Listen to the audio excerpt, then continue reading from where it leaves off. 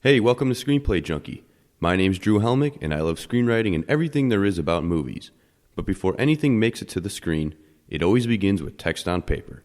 So if you're a fellow addict of film and storytelling, join my brothers, Matt and Brian, and I as we take a look at various types of screenplays, short stories, and other source material that were crucial to the creation of the stories we all love. There will be spoilers, though, so I do recommend being familiar with the title that's being discussed. Sound good? All right, then let's get started.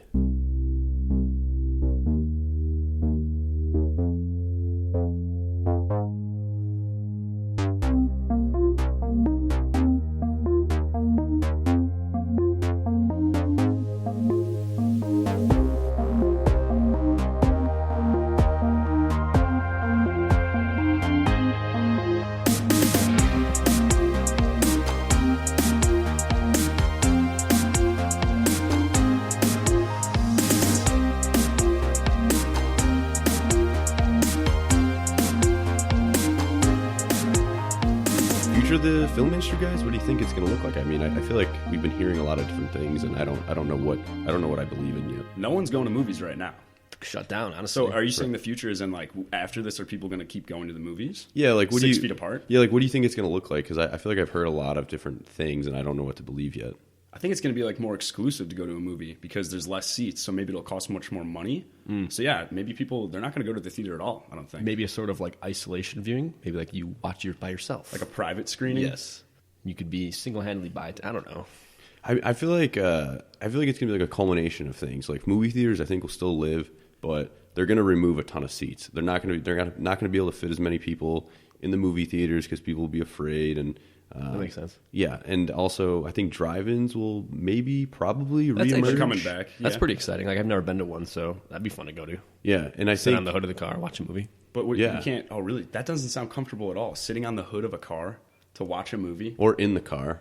I guess. With and then the speaker on the window, or actually, they probably wouldn't even do that anymore. You could probably just turn in like on the radio, like maybe AM radio or something. Like queuing in a way. Okay. They probably have it. Yeah. I mean, with these movie theaters, like you were talking about the most comfortable chairs ever. Like, have you guys ever fallen asleep? Because I'm like in the movie. I'm like 3 for 4 with falling asleep while watching a film. Yeah. What movies have you fallen asleep to? Probably like Transformers 3 with Mark Wahlberg. I think which one that is. Okay.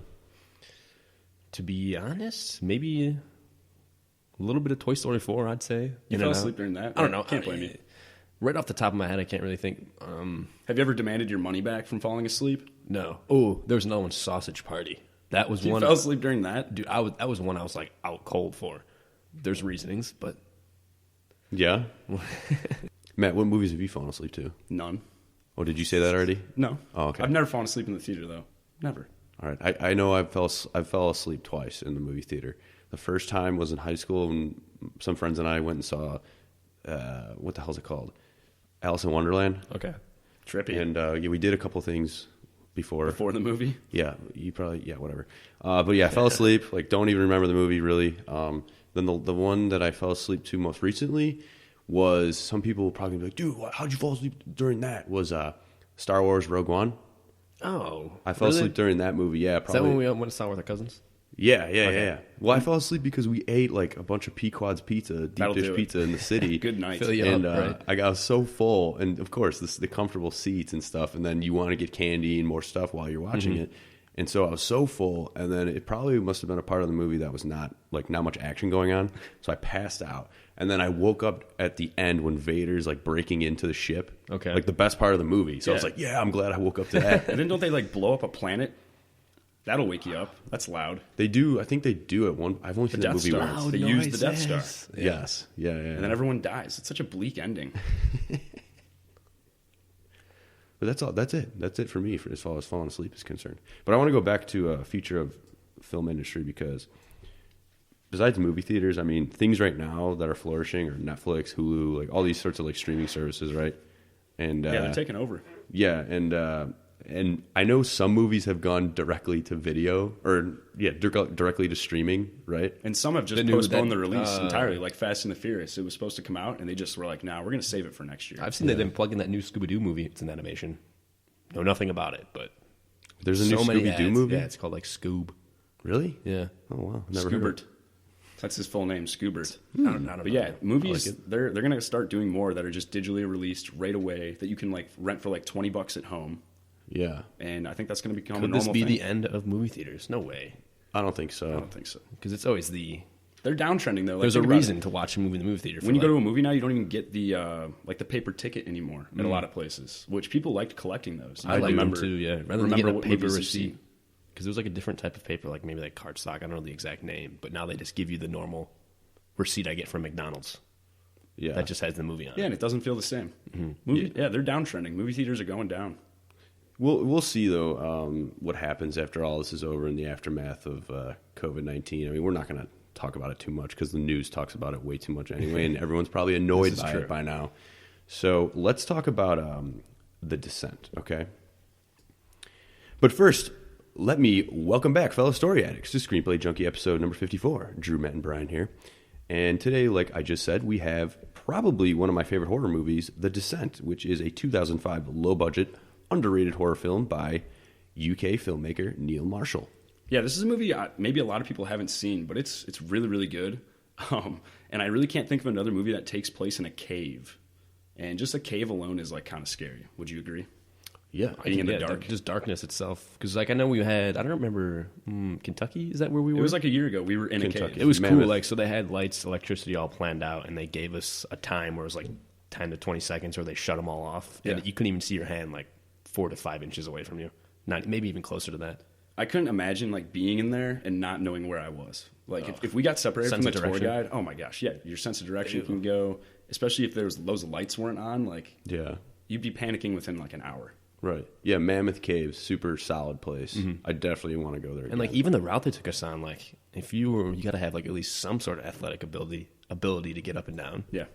You know, like it was pretty rocky in areas. You had to climb, get low, move around, claw on your knees. Yeah. Yeah, it was definitely a really cool place to explore and just let your imagination just play out and see what it would come up with. But let's talk about some other films that Neil Marshall has worked on, okay?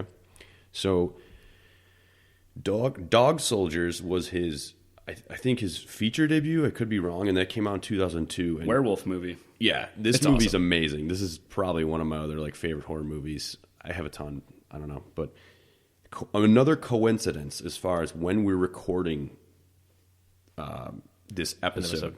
I saw on Fangoria. Do you guys know what Fangoria is? No. So it's like a news site, news magazine, just like a news channel that is very horror centric. Okay. That a lot of people love. And they had an article today saying that Dog Soldiers came out on this date in the UK. Really? Yeah. What a coincidence, damn. Yeah. We're just right on schedule with all these episodes. Like, But yeah, if you've never seen that movie, it's amazing. It's about werewolves and like some Scottish soldiers in the like Scotland wilderness. It's awesome. And then Doomsday came out in 2008. I saw this movie one time. I don't really remember it. And then there was Centurion, which came out in 2010. I never saw that one. That one looked like it was like about the Roman Empire. Not a horror movie, just like a historical action. Okay. I've never even heard of it. And he's done shows directing for Black Sails, Game of Thrones, Westworld, and he most recently came out with the Hellboy movie. Oh, which didn't do well at all. Yeah. I haven't seen it, but I heard it was it's got bad. the Jim Hoppa as Yeah, Hellboy, right? The guy from Stranger Things, Okay. the sheriff, he's Hellboy. Right. Yeah, you're right. I heard it didn't do so great, but Flopped. so I'd say that's definitely his most mainstream project, like big studio thing he's ever done, because all of these other movies are like have just been like independent films. Right. And I mean, you got to say The Descent is his best movie by far. Yeah. I think so. I love it. I love Dog Soldiers too. Yeah. They're both great. I'm like here and there. Like I love both. Like, yeah.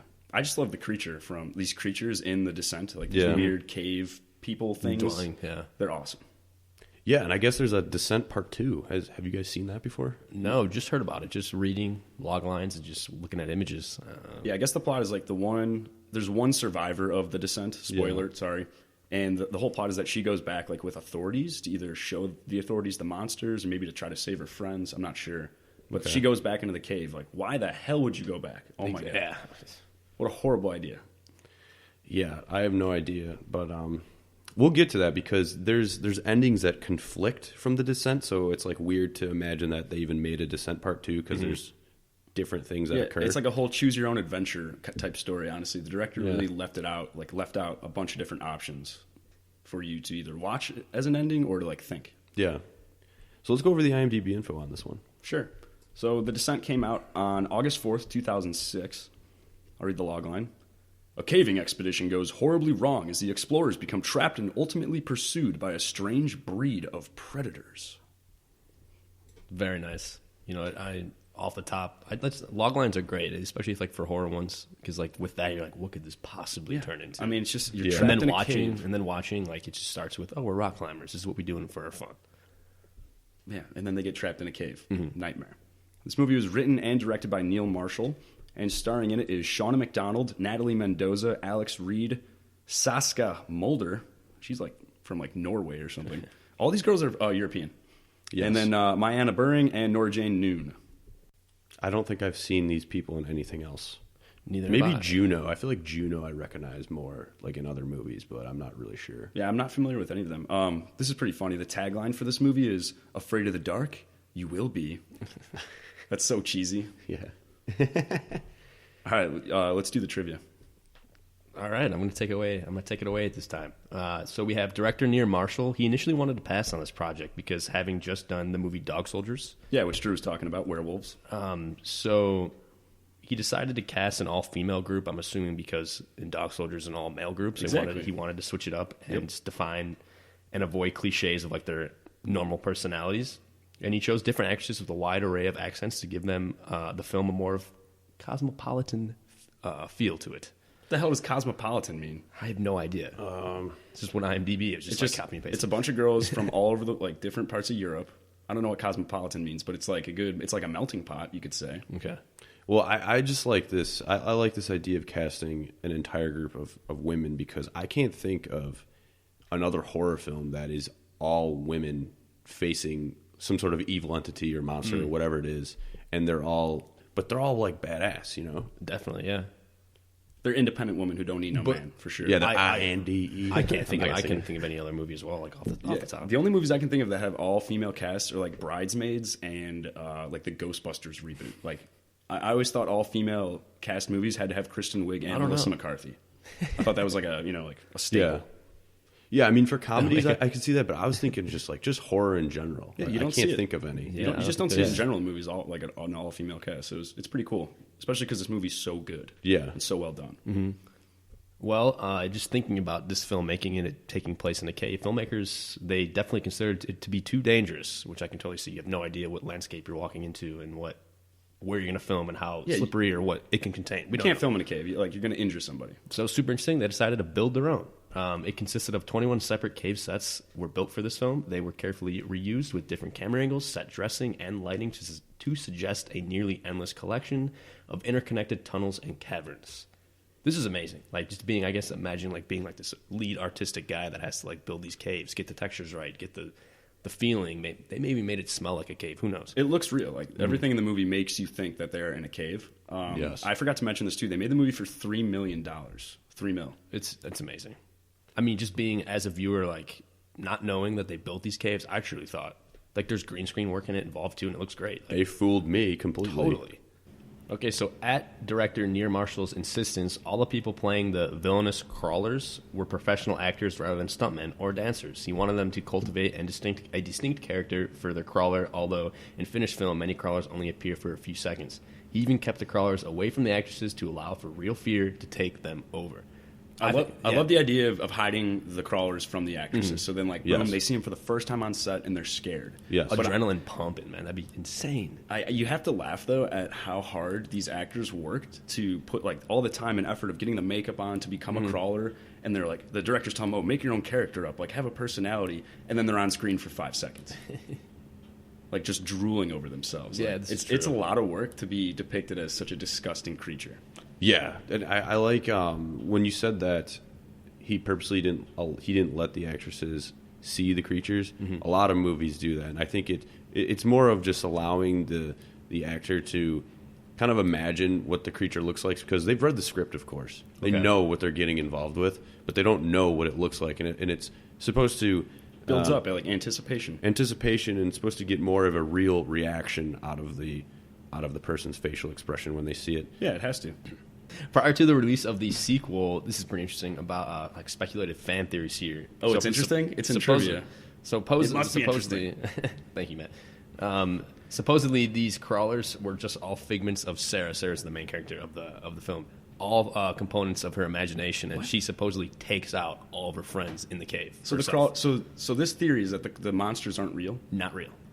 What you see in the movie are just supposedly imagination, and Sarah's just going psycho mode. That's just thinking way too hard. I'm out on that. Yeah, no, the monsters, they're real. The monsters are real. But it's proved by Neil Marshall himself. Not approved. He says possibly, but I think he's just feeding the fire with that. Yeah, he's just entertaining it. And he's trying to make himself seem smarter. He's like, oh, I thought of that. Oh, yeah. I totally thought that they were maybe possibly not real when he never thought of that at all.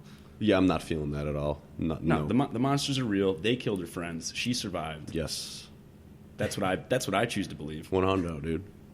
And like Drew, how you said in the beginning, or like halfway through the episode, the ending where like there's two different endings. There could be like one where she lives, or she is still in the cave. But the audience thought that her still being in the cave was too dark and depressing, so they wanted to switch it up and kind of have like more of like a happy ending. So that's why they made her survive. Yeah. Now, I saw they didn't do that. They only did that in America. They thought the American audience couldn't handle the depressing ending. Yep. But the UK, they got the ending. Everyone in Europe got the ending where she died, like she's still in the cave and is dying. Mm-hmm.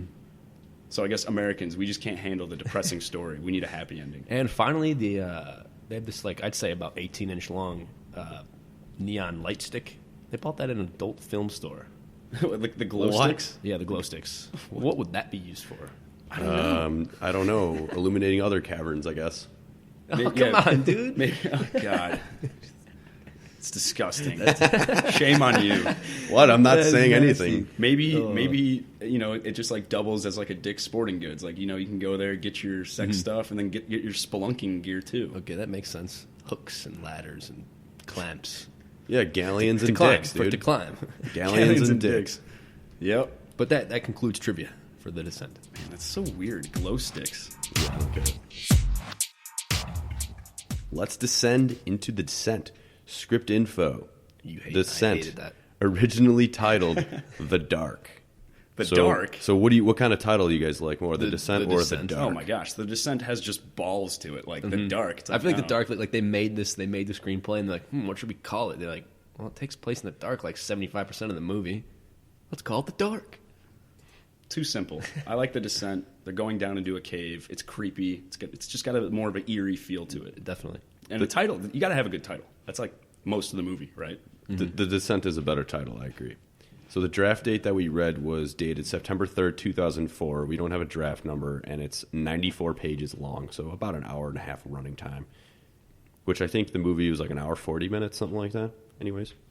So I want to talk really quickly about the script itself, because when I got into screenwriting, this script specifically was something that I was searching for, and it was extremely hard to locate. Like, I was searching the web like a madman trying to find it for a few years, because I have a similar story that takes place in a similar environment as The Descent does. And I wanted to learn from it. Yeah, so what'd you take home? What do you got?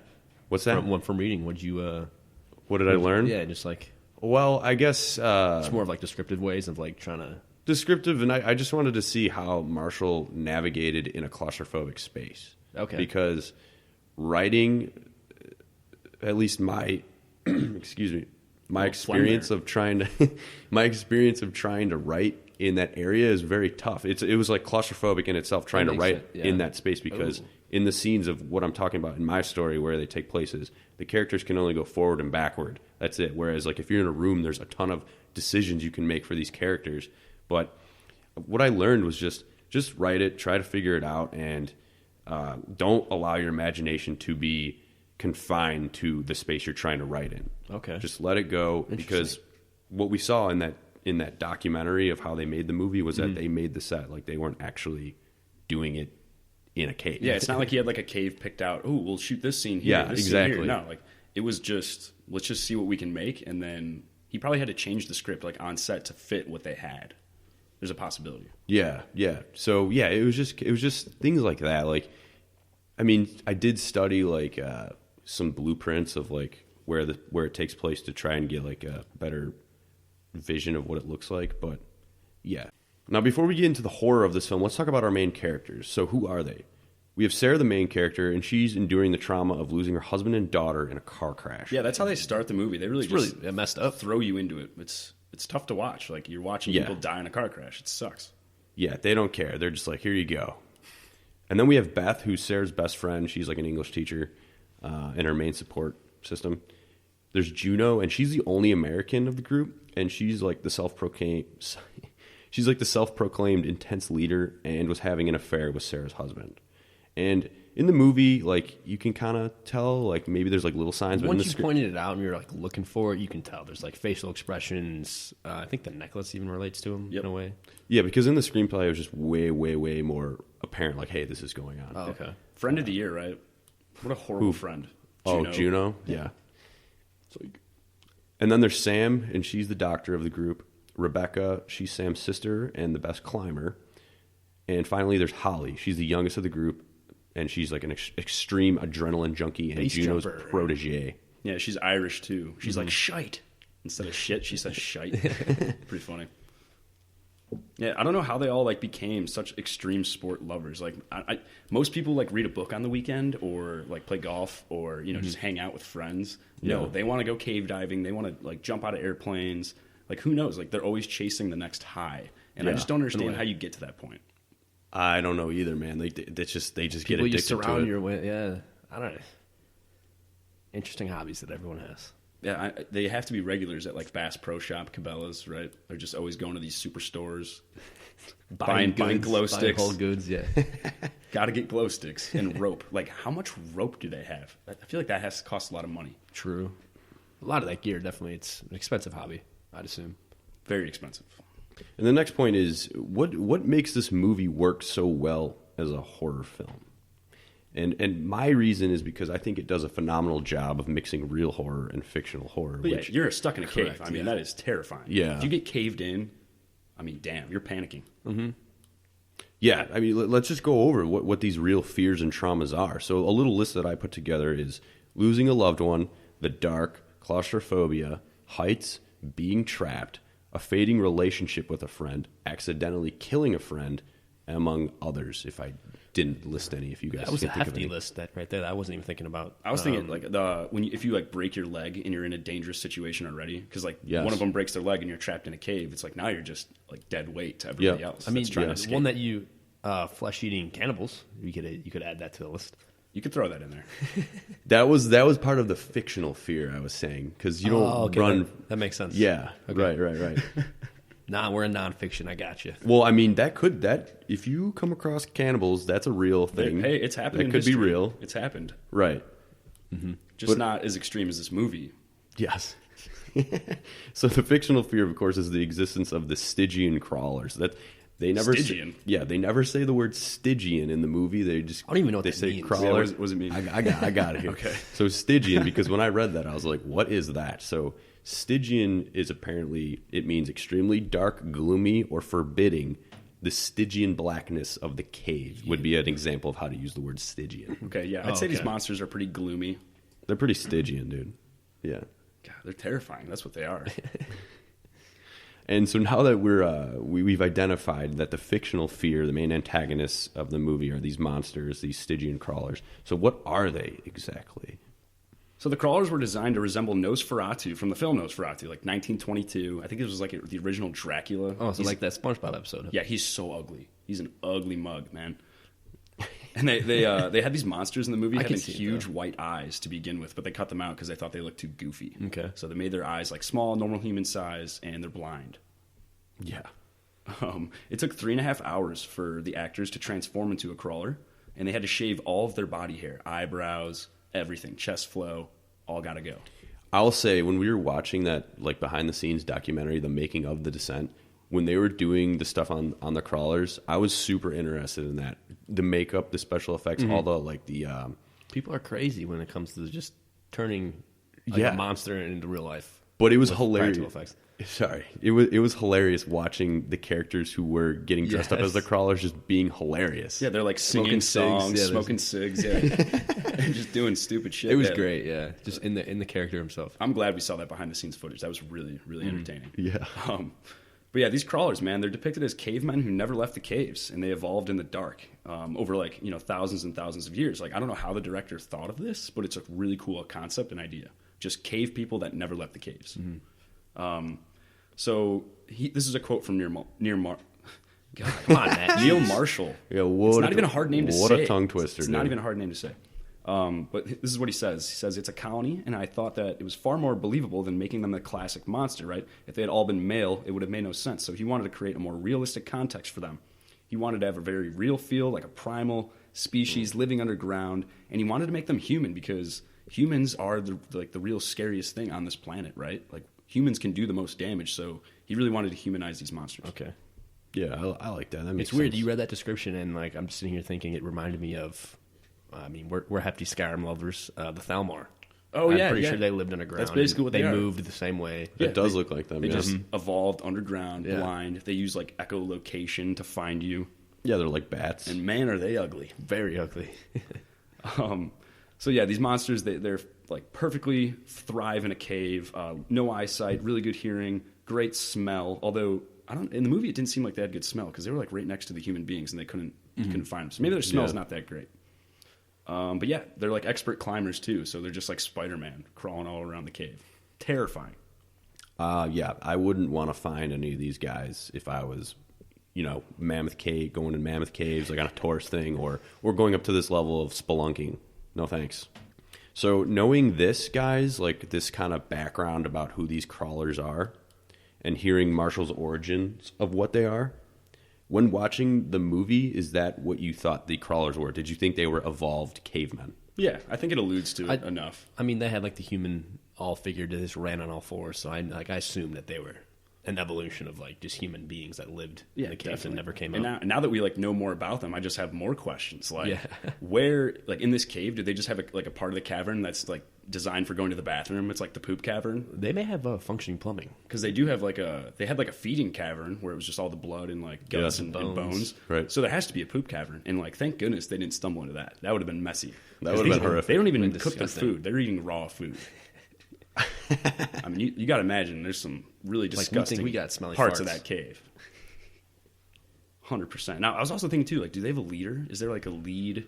There has to be. Nosferatu guy. Well, I don't know, like, because they're in the script. They specified one guy as Scar, who like Juno Slices his face open a slices little his bit. face, and then he's at the end of the movie, like kind of like in the center. So maybe he's the leader. We don't really know, but yeah, it's a good question. There probably is. Because we only saw males. We only saw one female crawler, I think. Right. We didn't see any offspring. No. Yeah, But they were there. Like, they allude to the fact that was definitely there. yeah. Maybe you get that in the second one. Who knows? Yeah, I mean, since we're talking about this thing too, like this species, if we want to call it, it makes me wonder, like, are there things like this that are actually out there in the real world that we I just can like believe it, yeah. haven't discovered? Because like deep sea, I think there's a lot of creatures down there that we don't know what they are yet. Yeah. Whether they're going to kill us, probably not, right? But maybe there's To, some to look like a human in a way, are you asking? I don't know. Mermaids. Do you Bigfoot. believe in yeah, Mermaids. You never know, man. I love how your brain just went to mermaids. That was like the first thing that you thought of that could Well, be real. I was like human. He really hoped- evolution, water, mermaids. Thanks for like that it. breakdown. That was sick. Your thought process there is like flawless, honestly. I mean, all I can say to that is I'm not going to speculate. All I can say is just take a quote from Dr. Ian Malcolm in Jurassic Park and say, life will find a way. And it does. Yeah, It okay. does. I mean, we could experiment. I mean, Brian, you go live in a cave for the rest of your life. We'll check back with you at the end and see if you're blind using echolocation. To see if he evolved. Yeah, if your skin's all white. Yeah, You wouldn't be concerned about me eating or getting water source or it'll be fine. okay. I highly doubt that. I want to go over a couple things in the script that were a little different. And that was this is going back to the whole crawler thing, because in the version of the script, there's a part where Sam, who's like the doctor of the group, she says like in a line of dialogue, that she thinks the crawlers evolved from cave people, but they cut that from the movie. So my question is, would you have preferred to hear her say that in the movie, or do you think, because I know you guys said you already agreed that when you were watching the movie, when you were watching the movie, you thought they evolved. So like another piece of evidence is just a cave painting. So would you have liked to hear her say that? Maybe. I guess just like, because if you're thinking it, if you're down there in the caves, you probably think the same thing, because they look like humans. They do. Yeah. After you get a good glimpse of them, so for them to have the idea, it makes sense. It's not like an idea that you'd be like, why would they think of that? They would never think of that. So I guess yes. My idea is yes. Yes. Okay. I think either way it would have been fine. Mm-hmm. Yeah, I'm kind of neutral on it. I like how they left it out. I wouldn't have been bothered if they put it in there, but they probably didn't want to be too direct to the audience, maybe to feed them that idea. And then another main point that I wanted to talk to you guys about was that there were 2 scenes in the script that are not in the movie that show that these crawlers are in the cave. And you don't even see them in the movie until like almost an hour. Right. Yeah. Which you don't really see in a lot of scary movies. Like most scary movies, they're scaring you in the first 15 minutes, and then they can't like keep up the rest of the movie because they already scared. Like they already gave away their best scare. Yeah, and I think that's why this movie has a different formula than typical horror movies, because you're right. Because in monster movies, they give you a glimpse of the creature. You'll see an arm. You'll see like somebody get killed by a shadow or something like that, right, in the beginning of the movie. But here, they do normal fears. That is probably more terrifying than seeing an arm of a monster. And that's why the buildup is so good when they finally reveal the monsters. Like, for the last half hour, you're like, damn, like I did not expect this to come, and you love it. I think when we were watching it, we were talking about it. I don't know if it was you, Matt, or Drew. You were saying that this movie is just in constant like rise of like fear. It just keeps ramping up. It just keeps ramping, like how you were saying, like it does. Paranormal movies, it's like, oh, jump scare, boom, boom, boom, all throughout the movie. Where this one is just constant new fear that's like evolving throughout the entire film, which is great. This movie is relentless with what it does to you as an audience member. But I want to get back to this. So the 2 scenes that I'm talking about, that they show you the creature earlier, in contrast. I can't talk. In contrast to how they do it in the movie is, so the first one is that, so when they just get into the cave, there's the first part where it's described in the scene that there's something that looks like a rock that moves. So it's like the audience would see it, but not the people in the movie. Yes. Okay. But we don't see it. Maybe we see it in the movie. Maybe it's very subtle. Mm-hmm. I don't think it is there, though. I don't think it's there. But that's in the script. And then the other one is this is before like they get trapped. This is all before they get trapped is what I'm telling you. The other one is that a character discards a candy bar, and then when they all leave, the area where the candy bar is, a gaunt white hand picks it up. Oh, okay. Creepy. Little baby Ruth. Which is creepy, but I didn't like those scenes in the script at all. I'm happy they got rid of them. Just like more like small things. I guess the creature reveal in the movie's the best. Yeah. The way that because you're still, if you know nothing about it, you're just like, where are these? If you read the log line, I don't know how many people, if they've never seen the movie, let me read the log line first. Maybe, I don't know. But you have no idea. It's just like, what could be down here? Are they just going to be climbing? Is it basically 127 hours that I'm sitting in? I don't know. But just the reveal of like the drooling, that redness. It really opens your eyes. They throw you right into it, and you're like, wait, what? Like, that's down there? That's in the cave? Mm-hmm. Oh, God. Well, plus, I think it's way better, too, when they show you that these creatures are down there. They only show you after they're trapped. Yep. And only after they're trapped. That's when they show you. That's it. So it's more effective, I think. Exactly. Okay. And let's talk about these movie endings, because we said earlier in the show that there were a couple movie endings. So... yeah, there's even a few that the director didn't even know were there, but he likes to think they were there. Yeah, right. He's just an open book. So the one in the script is that Sarah gets out of the cave. She's the only survivor, and she drives away, and then she like pulls over because she's so terrified and hysterical what she just went through. And then when she glances at the passenger seat next to her, Juno's corpse is there, because if you remember in the movie, she confronts her and she knows that she was cheating on her husband. So she hits her in the leg with a pick. Yeah, basically leaves her as bait so she can escape. Right, which is savage. Took out Beth, which is interesting because Juno at this point like takes out like 3 or 4 of these monsters, let's say, and is in full rage and just hears somebody behind her and immediately just slashes her in the throat with this her best friend. Like, yes, I can feel for her and like maybe it's her fault, but like Beth should have fucking said something. Yeah, It's that like, too, yeah. hello, I'm behind you. Yeah, like over here. Like or anything. Or maybe like jumped in the fight, like helped out a little bit. Yeah. Maybe wouldn't have got killed. Like but, you kind of asked for the ice pick in the throat in a way. But Juno's like the bitch move is just Totally. leaving your friend to die. Very true. And then lying to the other friend saying, "Oh, I saw her die," when she left her alive, Yeah. bleeding to death. Right. So at the end of the movie, Sarah sees Juno's like dead corpse in the passenger, like just like looking at her, and then you realize it's a dream because then Sarah wakes up back in the cave, and so she's still stuck there. And then the script ends with Sarah and her daughter, her dead young daughter, blowing out the candles of a birthday cake, in a pitch black room. So that's like an hallucination of herself too. There's no birthday cake in this cave. No, well, because remember in the movie there was like a ton of the whole like birthday cake scenes, right? Yeah, it's just like those were just showing her like PTSD of losing her family. Yeah. Well, what do you guys think though? Like, what does that mean at the end?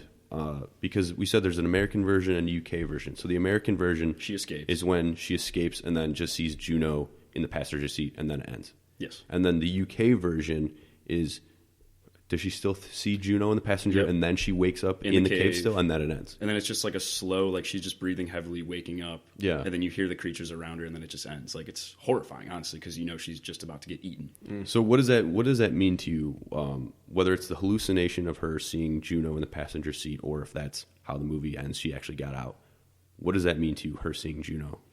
Just like regret maybe of killing her, leaving her back. Like, Yes. it's like a human thought. Like, oh fuck, I just like let my best friend die. Very true. Yeah. Even though my best friend was cucking me, but still. But I still think she's trapped down there. I still because I think they end with the final shot of like just a close up on her eyes, and she's still very bloody. Yeah. In like darkness, so I think she's still down there. So that's the one you like the most? I like the ending. The one with Juno. Well, I'd have to watch the one with the birthday cake with the daughter. I don't. Probably the one with Juno, because like you think she gets out, and like then you have the second thought of maybe she's still down there. So probably the one with Juno in the car. Of just being stuck. Okay, so you like that she got out, is what you're saying?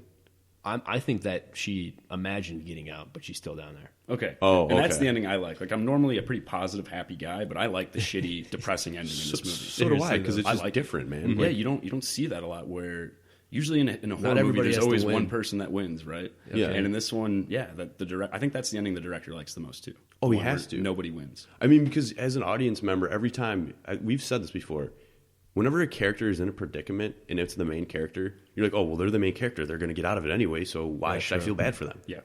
So I like endings like that too, where they completely throw a curveball at you. Absolutely. Well, I mean, now that we got to the end of this thing, I don't have anything else I want to bring up. Do you guys got any points or anything, or do you want to move on over to closing thoughts? We can close out. Let's do it. Close out. Okay, who wants to hit it? I'm pointing at Brian right now. Bad radio. Pointing. Go ahead. I'll take it away. I mean, as a horror, I'll give it a 3 out of 5. I'm a huge fan. Like just watching it again. I remember watching it back in high school, maybe the first time. But just good to like see it again and really like dive deep and kind of learn more. And just like the whole story behind building caves, creating a monster, doing all the special effects. It's great. And just kind of making for $3 million, like it's all about the horror and like I guess the camera work and the written language of that screenplay that can make it really scary in a way. And I guess another like just like time of the day, if you've heard out there the game called The Forest. It's a first-person survival game. It's kind of basic. It reminded me of this as well, just cave-dwelling cannibals that just want to eat you. Yeah, that's a scary game. Definitely. Very, very scary. Survival horror. Yeah, I wonder if correct. they like maybe the makers of that game like kind of saw the Descent and like took little bits and pieces of it to make their game. Possibly, man. Maybe, you never know. You never exactly. I just want to say that, like, I mean, this is pretty nerdy. I like this movie a lot, but not even because of, like, the film itself. Like, everything else, like, how they did it, the fact that they made amazing. all these caves, shot it indoors, I think, over 5 weeks for $3 million. So not like one authentic cave was used. I don't. They never think stepped. so. They never stepped foot in a cave. No, none of the actresses did. None. That is unreal. Like just watching from the film. They looks fooled, amazing. like it's just such a great work of art in terms of like cinematography and just filmmaking. It's so cool. And then just the plot itself is it's really cool. Like if you sit down and you show someone this movie and you don't tell them anything about it, you're going to be like halfway through just like, wait, what? Like this is the movie I'm watching? I thought I was watching a drama. And then all of a sudden now there's these creatures killing these women. Like this is insane. The movie's a roller coaster, and you don't get that final big drop until the end, and it's pretty cool. Yeah, I agree. 3 stars on this one. Highly, highly, highly recommend it. I try to show this movie to everybody who's never seen it before because I've seen it many times, and when nobody has seen it, you're like, I love watching how they react. It's hilarious. Because there's always that part in the middle of the movie when you realize that there's creatures, and you're just like, wait, what? Yeah. Yeah, I mean, this is, like I said earlier, one of my favorite horror movies. I think, like, monster movies are my favorite type of horror. These are considered monsters, but they're more human, which is, I think, like we said, it's a little more scarier that they look like us in a way. And I think this movie is just effective. I mean, we already said this, but I want to reiterate because I think it's very important, especially when horror, as far as horror is concerned, of molding and being smart, of incorporating real fears that people have to this fake monster idea.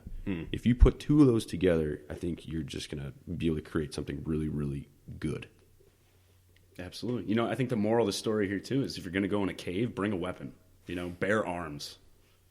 Bring a map. And a map. Always bring the map. That's also true. Well, from Juno's perspective, don't trick your friends into going into a cave that hasn't been discovered. And Friend of the year. I already said, she's the friend of the year. She brings them into an undiscovered cave where they all die, and by the way, she was committing adultery. Friend of the year. She got what she deserved. Yeah, Juno is definitely the opposite of the character from that movie Juno. Okay.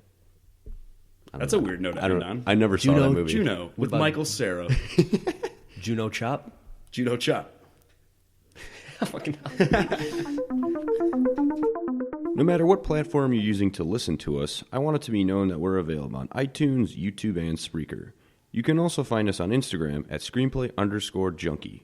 If you like our content, please be sure to follow our channels so you can stay in the loop with new episodes and quick movie reviews. Feel free to give us a rating or drop us a comment on any of these mediums. Any feedback or interaction is greatly appreciated. Got any scripts you think we should read or movies we should review? Shoot us a message on our Instagram or email us at screenplayjunkie.show@gmail.com. We'd love to hear from you. On the next episode, we're going to be talking about the 2008 goofy sport comedy that stars Will Ferrell, Woody Harrelson, and Andre 3000, Semi-Pro. Thank you for listening. We hope you can join us next time.